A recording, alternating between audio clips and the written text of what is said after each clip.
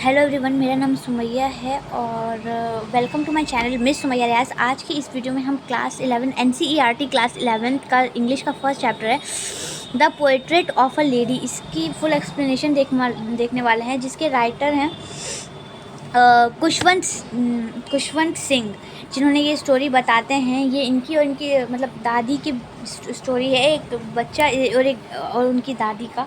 तो इस पूरे एक्सप्लेनेशन को हम देखने वाले हैं। और अगर आप लोग मेरे चैनल पर नए हैं तो प्लीज़ मेरे चैनल को सब्सक्राइब कर लीजिएगा। और अगर आप लोग मेरे वीडियो को लाइक कर लीजिएगा और फ्रेंड्स एंड फैमिलीज में शेयर कर लीजिएगा, ताकि मेरे आने वाली हर वीडियो की जो नोटिफिकेशन है सबसे पहले आप तक पहुँचे। तो हम और ये जो राइटर मैंने आपको बताया है ये खुशवंत सिंह है। और हाँ, तो इस पूरे वीडियो में आप ये स्टोरी पढ़ेंगे, जिसमें एक बच्चा होता है और उनकी दादी होती है, कैसे वो अपनी लाइफ को मतलब वो दोनों एक दूसरे से फ्रेंड रहते हैं।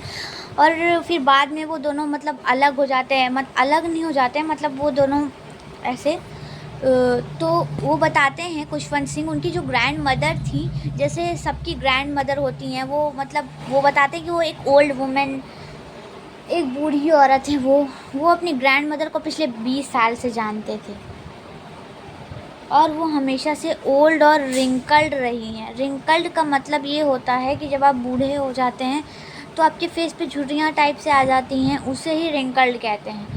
और पिछले 20 साल से जब से वो अपनी ग्रैंड मदर को जानते थे, वो बिल्कुल ऐसी ही है।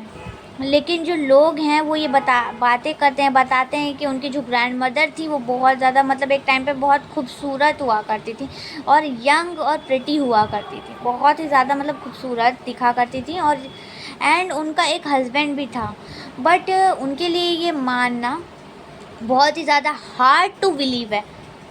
मतलब वो इसे इतना आसानी से मान नहीं सकते थे कि क्योंकि उनके दादाजी का जो पोर्ट्रेट था वो उनके ड्राइंग रूम में लगा हुआ है। कहाँ पे? एक मेंटल पीस के ऊपर। अब मेंटल पीस क्या होता है? जो पहले के टाइम पे घर होते थे या फिर जो अमीर लोग रहते थे, उनके घर में कुछ एक टाइप से बना हुआ रहता था, चिमनी टाइप का, तो उसको हम लोग मेंटल पीस कहते हैं। तो उनके जो दादाजी का पोर्ट्रेट था वो उस मेंटल पीस के ऊपर लगा हुआ है।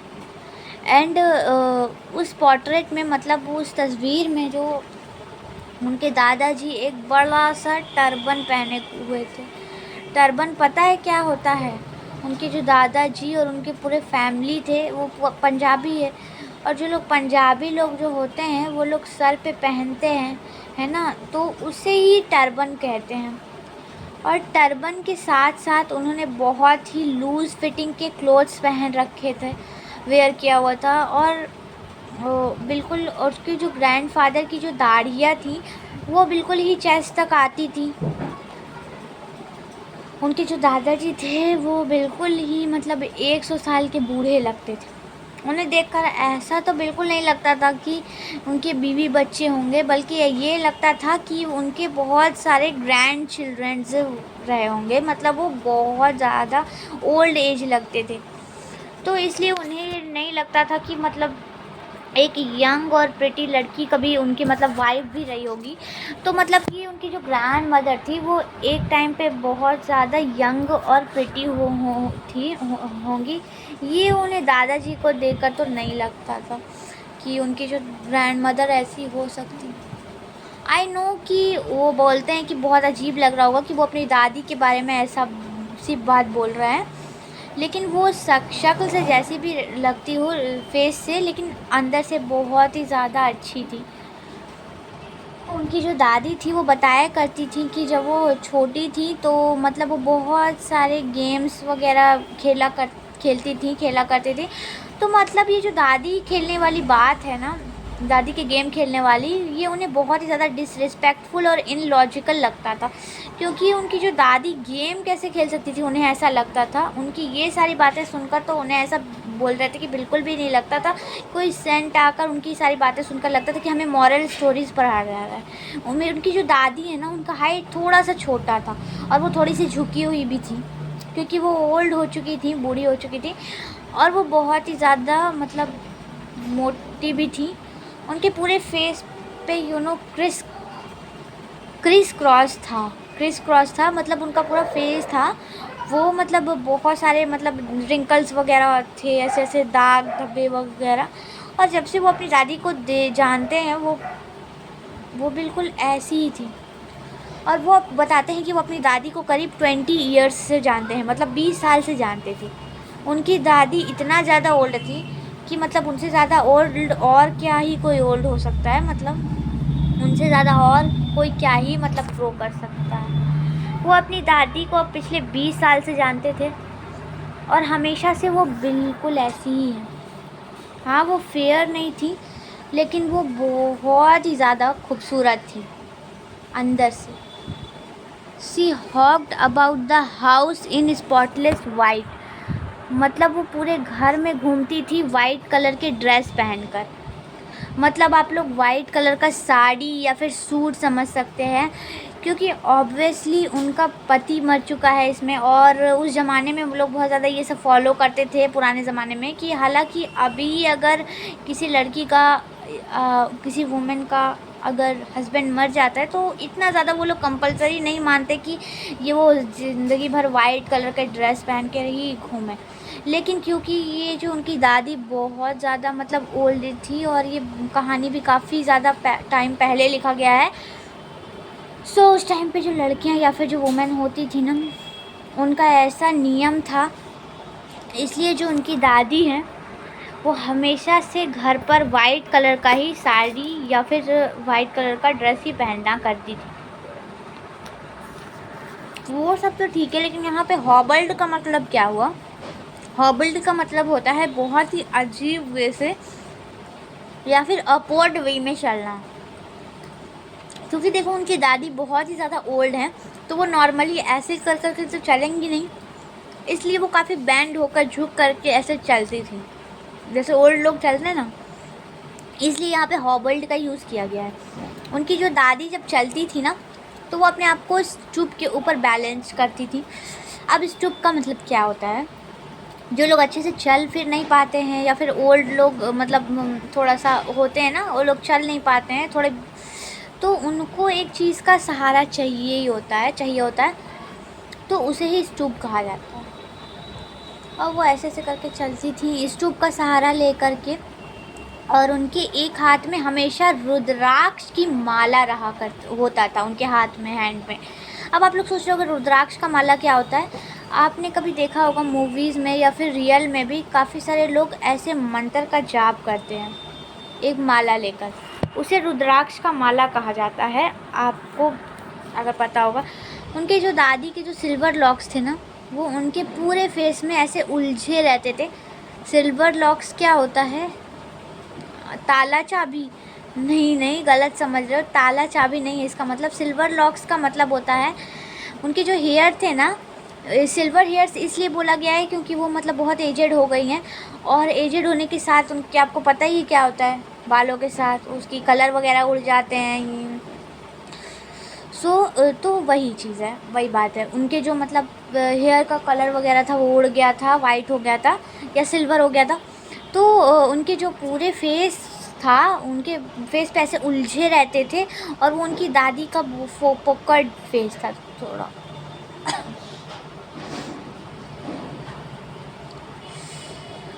तो उनकी जो दादी का फेस कुछ पकड़ टाइप से था, और उनकी दादी के लिप्स हमेशा ऐसे मूव करते रहते थे, लेकिन उनका जो प्रेयर था ना, वो मतलब किसी को भी सुनाई नहीं देता था।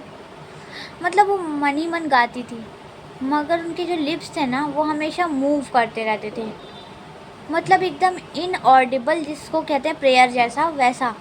उनकी दादी बहुत ही ज़्यादा पीसफुल और काम थी, बिल्कुल विंटर लेक्स के पिंग द माउंटेन जैसे। जैसे कि वाइट कलर का स्नो होता है ना, वो कितना ज़्यादा पीसफुल और काम होता है, वैसे ही उनकी जो दादी भी थी। और आपको पता है, जो वो और उनकी दादी मतलब वो बताते हैं खुशवंत सिंह, वो लोग बहुत अच्छे दोस्त थे।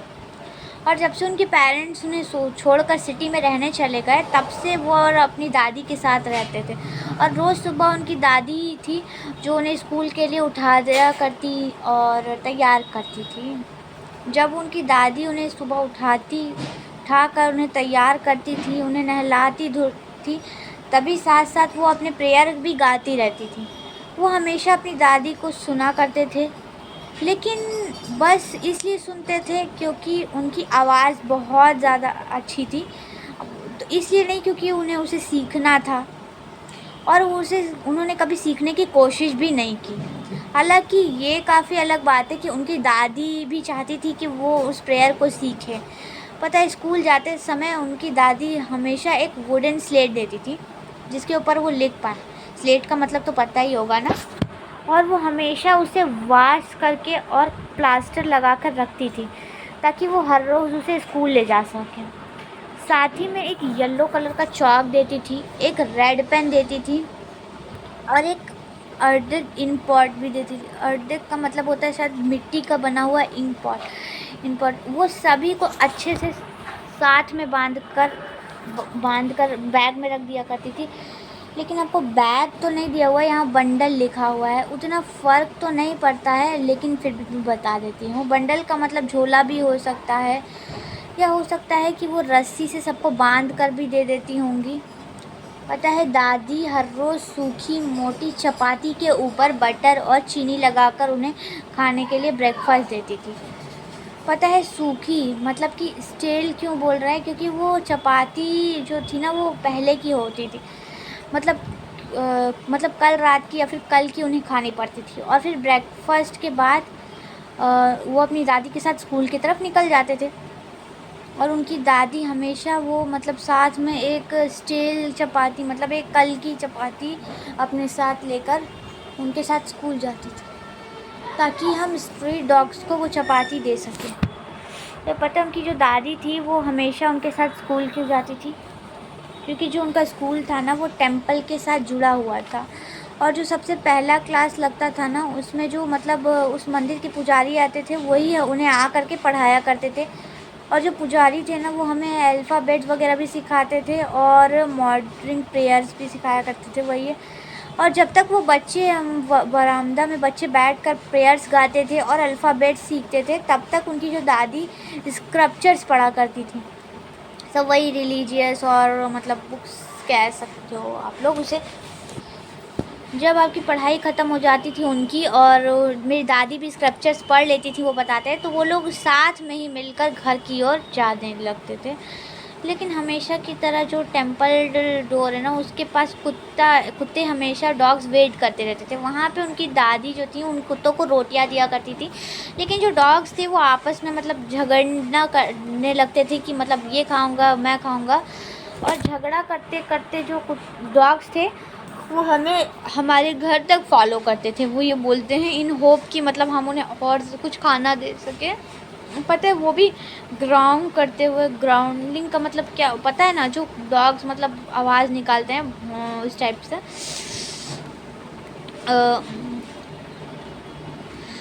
जब उनके पेरेंट्स कम्प्लीटली सेटल्ड हो गए सिटी में, तब उन्होंने उन्हें और उनकी दादी को घर बुला लिया। लेकिन वो पॉइंट वो और उनकी दादी के रिलेशनशिप का एक मतलब वो बताते हैं कि बहुत बड़ा मेजर टर्निंग पॉइंट था। क्योंकि उसके बाद हालांकि हम सेम रूम में रहा करते थे, लेकिन उनकी दादी उनके साथ कभी भी स्कूल नहीं जाया करती थी, क्योंकि उन्हें लेने के लिए एक मोटर बस आता था, मतलब बस आता था। और हाँ, अब वो वहाँ पे कोई स्ट्रीट डॉग्स भी नहीं थे। लेकिन उनकी जो दादी का जो खाना खिलाने का जो आदत था ना वो गया नहीं था। वो उनके घर के बरामदा में मतलब बहुत सारी स्पैरोज़ होते हैं ना, उन्हें खाना दिया करती थी। जैसे जैसे टाइम बीतता गया वो दोनों एक दूसरे से वो मूव ऑन होते गए, मतलब कि अब हम उनके बीच उतनी बात नहीं होती थी। वो अपने अपने काम में सब बिज़ी हो गए। जब भी वो स्कूल से घर आते थे वो उनकी दादी उनसे पूछती थी कि आज उन्होंने क्या क्या सीखा। और वो हमेशा उन्हें बताते थे कि मैंने कुछ बहुत सारे इंग्लिश वर्ड्स सीखे हैं, वेस्टर्न साइंस के बारे में बहुत कुछ सीखा, आर्चिमेडीज प्रिंसिपल, लॉ ऑफ ग्रेविटी और वर्ल्ड बिंग राउंड, मतलब कि ये जो दुनिया गोल है इसके बारे में बहुत सारी चीज़ें सीखी। ये सब सुनकर उनकी दादी बहुत ही ज़्यादा अनहैप्पी हो जाती थी, मतलब उन्हें मतलब बहुत ज़्यादा मतलब बुरा लगता था। इसका 2 रीज़न था। सबसे पहला रीज़न क्योंकि वो मतलब वो उनकी स्टडीज़ में उनकी हेल्प नहीं कर सकती थी और उन्हें ये सारी चीज़ों में भरोसा नहीं था। दूसरा, उन्हें ये अच्छा नहीं लगता था कि मैं उनके स्कूल में कुछ भी गॉड से रिलेटेड या फिर स्क्रप्चर से रिलेटेड जो है पढ़ाया नहीं जाता। बस ये फालतू की चीज़ें पढ़ाया जाते हैं जो कि मतलब उनके लिए कोई मतलब सेंस नहीं बनाता था। अब आप अपनी दादी को कोई लॉ ऑफ ग्रेविटी के बारे में समझाओगे तो आपको मतलब वही उनके साथ भी हुआ। वो बताते हैं कि हालांकि उनकी दादी ने उन्हें तो कुछ नहीं किया, लेकिन उनके इस इंग्लिश स्कूल पे बहुत ज़्यादा गुस्सा हो गई। फिर एक दिन जब वो उनकी दादी ने बताया कि मेरे स्कूल में म्यूज़िक भी सिखाया जाता है, वो बहुत ज़्यादा परेशान हो गई। उन्होंने कहा कि कोई भी अच्छे घर के बच्चे या फिर जो अच्छे घर के लोग होते थे है ना, वो कभी भी इस तरह की गंदे काम नहीं करते, क्योंकि उनकी जो दादी के लिए ये सब जो म्यूज़िक वगैरह सीखने वाला जो चीज़ था ना, वो बहुत ही ज़्यादा मतलब बुरा काम था उनके नज़र में। उनके नज़र में भिखारी होते थे जो, फिर जो बहुत गरीब लोग होते थे या फिर जो बहुत अनकल्चर्ड लोग होते थे, वो लोग इस तरीके के नाच गाने वाली चीज़ें सीखा करते हैं। हालांकि वो गलत थी। आजकल के टाइम पे तो लोग मतलब डांस वगैरह के बल पे, म्यूज़िक वगैरह के बल पे कहाँ से कहाँ पहुँच जाते जा रहे हैं। लाखों एग्ज़ाम्पल्स पड़े हुए हैं, बट उनके मेंटलिटी के अकॉर्डिंग जो है ये सारी चीज़ें गलत थी और उन्हें बहुत ही ज़्यादा बुरा लगता है। हालांकि इस पॉइंट पे उनकी दादी जी ने कुछ भी नहीं कहा, लेकिन ये जो कुछ भी नहीं कहा मतलब ये जो चुप्पी थी ना, उन्हीं में उनकी नामंजूरी थी। मतलब कि ये चीज़ें सुनने के बाद उन्हें बिल्कुल भी अच्छा फ़ील नहीं होता था, अच्छा नहीं लगता था। इसके बाद जो उनकी दादी थी ना, उन्होंने रियरली ही उसके बाद उनसे कभी बात किया होगा। और इसके बाद जब वो यूनिवर्सिटी में गए और वहाँ पे उन्हें खुद का एक रूम दिया गया, मतलब कि अब इस पॉइंट पे वो और उनकी दादी के बीच में जो एक कॉमन लिंक ऑफ फ्रेंडशिप था ना, वो भी ख़त्म हो गया, क्योंकि अब वो लोग साथ नहीं रहते थे। वो और उनकी दादी बात करना तो छोड़ो, वो एक दूसरे को देख भी नहीं सकते थे। और अब उनकी दादी समझ गई थी कि उन्हें अकेला ही रहना पड़ेगा, लेकिन उन्होंने कुछ ऑब्जेक्शन नहीं किया था। वो इस चीज़ को बहुत ही नॉर्मली टेक करी, मतलब वो उस चीज़ को बहुत ही नॉर्मली उनकी दादी समझ गई और उसके बाद वो लोग अलग हो गए, वो और उनकी दादी। इसके बाद जो उनकी दादी थी ना, वो सुबह से लेकर रात तक, मतलब सनराइज़ से लेकर सनसेट तक ही जो मतलब वो बस स्पिनिंग व्हील को चलाया करती थी और प्रेयर गाया करती थी। लेकिन बस बीच में आफ्टरनून के टाइम वो एक टाइम पर उठा करती थी उन स्पैरोज़ को फीड करने के लिए। दादी जो है ब्रेड को लिटिल टुकड़े मतलब छोटे छोटे से टुकड़े में मतलब तोड़ लेती थी उससे ब्रेड को और ऐसे छिड़क देती थी। और उस पॉइंट पे हंड्रेड्स ऑफ स्पैरोज़ मतलब आ करके वहाँ पर जो है जमा हो जाया करती थी और सबको चिपिंग साउंड निकालने लगते हैं। जो स्पैरोज़ साउंड निकालती है ना, वैसे साउंड निकालने लगते थे। पता है, कई चिड़िया तो आ करके उनके टांगों पर, कुछ उनके शोल्डर पर, कुछ उनके सर पर भी बैठ जाया करती। और ये सब चीज़ को देखकर मैं उनकी जो दादी बहुत ज़्यादा स्माइल करती, लेकिन कभी भी उन्होंने सूट नहीं की। सूट का मतलब शू मतलब भगाई नहीं कभी भी। जब वो स्पैरोज़ उनके ऊपर आकर बैठते थे ना, तो उन्हें कभी भी भगाती नहीं थी, बस स्माइल करती थी। और वो जो हाफ़ एन आवर था ना पूरे दिन का, वो जो है ना उनके लिए बहुत मतलब एक होता था, बेस्ट हाफ़ एन आवर था। जब मतलब जब वो छोटे थे, वो और उनकी दादी साथ में सेम रूम में रहा करते थे, विलेज में रहते थे, साथ में स्कूल जाया करते थे।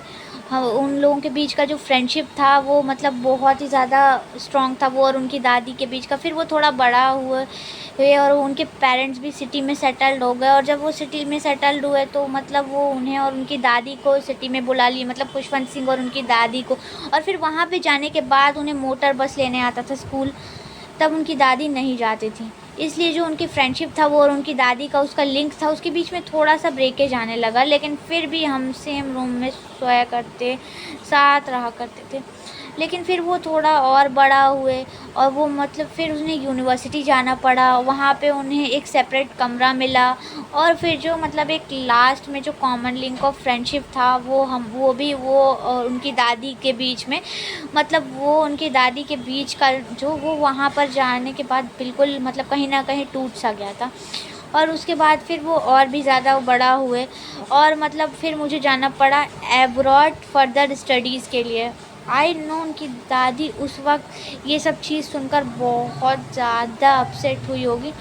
अब देखो जब वो फर्दर स्टडीज़ के लिए अब्रॉड जाने लगे, वो बताते हैं, तो वो करीब 5 साल का था।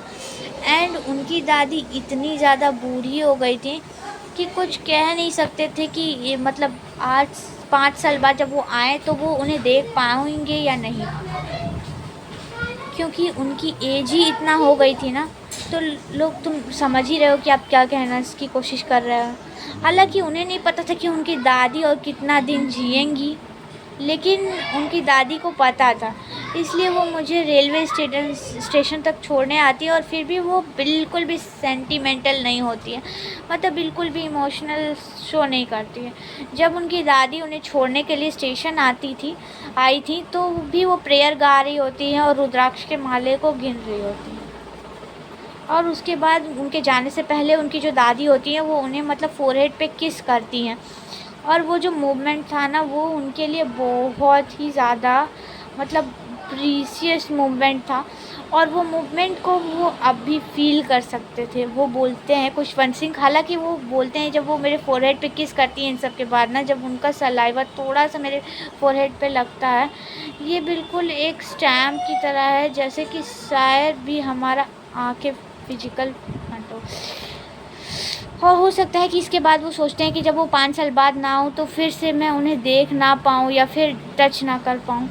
पर पता है ऐसा नहीं था। जब वो 5 साल के बाद जब वापस आए अपनी स्टडीज़ करके, तब वो स्टेशन पे अपनी दादी माँ से फिर से मिले।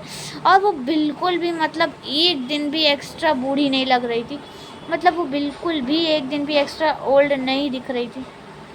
जैसे वो 5 साल पहले उन्हें छोड़ कर गए थे ना, वो लेखक मतलब पोएट बताते हैं, वो 5 साल बाद आए, जैसा वो उन्हें छोड़ के गए थे वो बिल्कुल वैसी की वैसी ही थी। और जब वो उन्हें हक किए ना, और तब उनके रिसाइटिंग प्रेयर्स को सुन पा रहे थे अपने कानों में। और पता है अभी भी उनका शेड्यूल बिल्कुल पहले ही की तरह था। अभी भी वो मतलब स्पैरोज़ को कुछ वो ब्रेक के क्रम्स ब्रेड्स देती थी खाने के लिए, लेकिन इस बार वो हल्का हल्का सा उन स्पैरोज़ को डांट भी रही थी जब वो उनके ऊपर आके बैठ जा रहे थे। ऐसे मतलब प्यार से ही, मतलब ऐसा नहीं कि भागो सू सू शू, इस तरीके से नहीं, मतलब चलो जाओ यहाँ से, ऐसे मत करो। हालांकि उनकी दादी की इवनिंग रूटीन में कुछ तो चेंज था। इवनिंग के टाइम पे वो आसपास की औरतों को जमा करती हैं, वुमेन्स को जमा करती हैं, एक ढोल, पुराने ढोल को कहीं से लाती हैं, मतलब उसे बजाकर गाना शुरू कर देती हैं। क्योंकि स्टार्टिंग में उनकी दादी तो कहती थी कि मतलब अच्छे लोग जो होते हैं ना वो ये गाना वगैरह नहीं गाते, मतलब जो से बुरे लोग होते हैं या फिर गंदे लोग होते हैं, थोड़ा अनकल्चर्ड लोग होते हैं, भिखारी लोग होते हैं, बिगर लोग होते हैं, वो लोग इस गाना गाया करते हैं। लेकिन इस मूवमेंट पे उनकी दादी खुद जो है इंटरेस्ट के साथ ढोल बजा बजा के गाना गा रही थी। लेकिन पता है दादी घंटों तक उस ड्रम्स को ऐसे बजाया जा रही थी, घंटों तक।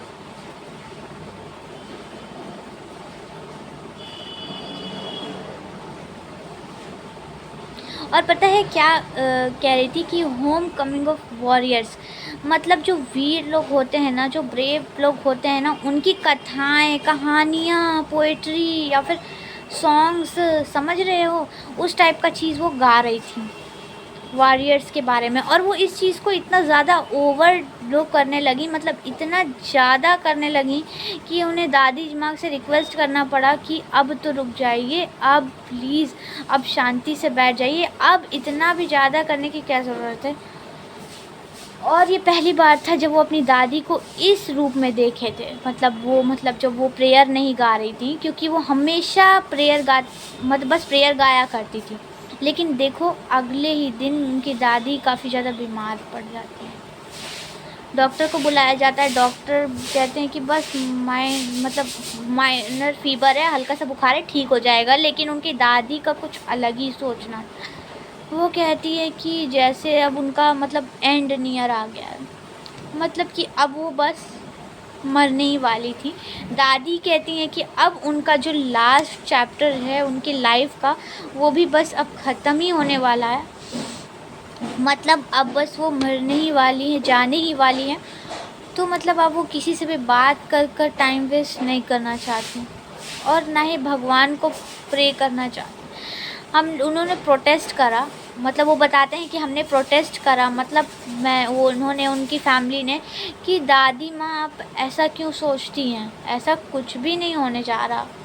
बट वो हमारी बात को सुनने के लिए राजी नहीं है। वो बताते वो बस रुद्राक्ष की माला को गिने जा रही थी और बड़बड़ाए जा रही थी, मतलब वो वही प्रेयर्स वगैरह अपने जो हमेशा गाया करती थी हमेशा से। हमें कुछ पता भी नहीं चला और अचानक से जो दादी माँ थी ना उनकी, वो अचानक से चुप हो गई। मतलब उनका जो लिप्स था ना वो मूव करना बंद हो गया और उनके हाथ में जो रुद्राक्ष का माला था, मतलब वो जो रोज़ी था, वो उनके हाथ से फिसलकर ज़मीन पे गिर गया। और फिर उनका जो फेस होता है ना वो बहुत ज़्यादा पेल हो जाता है। हमें पता चल जाता है कि मतलब वो अब नहीं रही, मतलब वो अब जा चुकी है, मतलब शी वॉज डेड। और जैसा कि हमारे यहाँ का कस्टम है, मतलब वो बोलते हैं उन दादी माँ की डेड बॉडी को उठाया, ज़मीन पे रखा और उनको रेड क्राउड से, मतलब रेड कलर के जो कपड़े होते हैं उनसे कवर ढक दिया, जैसे कि मतलब एक डेड बॉडी को ढका जाता है उनके कस्टम के अनुसार। तो उनके सभी चाहने वाले लोगों ने दुख प्रकट करा, सभी रोए। लेकिन उसके बाद कुछ घंटों के लिए हमने दादी माँ की डेड बॉडी को अकेला छोड़ दिया, वो बताते हैं, और अरेंजमेंट के लिए चले गए। किस चीज़ के, इसके अरेंजमेंट के लिए, फ्यूनरल के लिए। और कोई भी मर जाता है तो उसके बाद फ्यूनरल करना पड़ता है, सबके रिचुअल्स के अकॉर्डिंग करना पड़ता है, अलग अलग फ्यूनरल होता है, राइट। सो वो लोग भी अपने मतलब बताते हैं कि अपने रिचुअल्स के अकॉर्डिंग जो फ्यूनरल होते हैं उसके अरेंजमेंट के लिए चले गए। और उसके बाद वो लोग बताते हैं कि इवनिंग में वो लोग वापस से आते हैं दादी माँ के रूम में, दादी माँ को उठाते हैं स्ट्रेचर के ऊपर जो उनके घर पे ही बना हुआ था उस पर उठाते हैं और दादी माँ को लेकर चले जाते हैं उन्हें डिस्पोज़ करने के लिए, मतलब कि जो डेड बॉडीज़ होते हैं ना उन्हें डिस्पोज़ करने के लिए। इवनिंग का टाइम था, सनसेट कर रहा था, इसलिए वो बताते कि हमारे वरांडा पे बहुत ही ज़्यादा ब्राइट गोल्डन सनलाइट पड़ रहा था। दादी माँ को जलाने ही जा रहे थे जब हम, लेकिन पता है उन लोगों ने क्या देखा, हमारी दादी माँ का जो रूम था और वो पूरे वरांडा पे थाउजेंड्स ऑफ स्पैरोज जो थे ना वो आके इकट्ठा हो गए। और देखो इस पॉइंट पे हमें ये समझ में आ रहा है ना कि देखो बस प्यार इंसानों के बीच में नहीं हो सकता है, रिलेशनशिप बस इंसानों के बीच में नहीं हो सकता है। जहाँ पे स्पैरोज़ भी, मतलब ग्रैंड मदर के बीच का जो रिलेशनशिप था ना वो हमेशा जाके ब्रेड के क्रम्स को उन स्पैरोज़ को देना, उन्हें फीड करना और उन्हें स्पैरोज़ को हमेशा से जो है आकर वो खाना खाना, ये जो रिलेशन हो गया था ना स्पैरोज़ और उनकी ग्रैंड मदर के बीच में, ये भी एक तरीके का मतलब वो थी मज़ेदार बात है। लेकिन ये मूवमेंट काफ़ी अलग था क्योंकि इस मूवमेंट पे कोई भी स्पैरोज़ जो थे ना वो चॉपिंग साउंड नहीं निकाल रहे थे। उनकी मॉम जो होती हैं वो ब्रेड्स के टुकड़े, मतलब बताते हैं कि ऐसे ब्रेड्स के टुकड़े फेंकती हैं ताकि वो सारे स्पैरोज़ खा पाए। लेकिन इस सिंगल स्पैरो भी होता है ना जो, वो एक बाइट भी उस ब्रेड क्रम्स का नहीं खाता है। सभी स्पैरोज़ बस उनकी दादी के उस डेड बॉडी को देखे जा रहे थे। इससे तुम पता लगा सकते हो कि उनकी दादी और उन स्पैरोज़ के बीच का रिलेशनशिप कैसा था।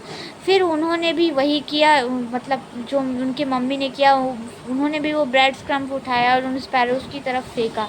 लेकिन अभी भी कोई भी एक सिंगल बाइट भी का नहीं खाया एक भी स्पैरो। ऐसा लग रहा था कि वो जो सारे स्पैरोज़ थे ना वो बस दुख प्रकट करने के लिए ही आए हैं, वो उस पॉइंट पे कुछ भी खाने के लिए नहीं आए। और उसके बाद उनकी दादी के डेड बॉडी से वहाँ वो बॉडी को उठाया जाता है और ले जाया जाता है वहाँ से। और इसके बाद भी वो सारे जो स्पैरोज़ होते हैं ना, वो वहाँ से उठते हैं और उड़ जाते हैं। और पता है क्या, नेक्स्ट मॉर्निंग जो स्वीपर आता है वो आता है, ज़मीन साफ़ करता है और सारे ब्रेड क्रम्स को डस्टबिन में डाल देता है।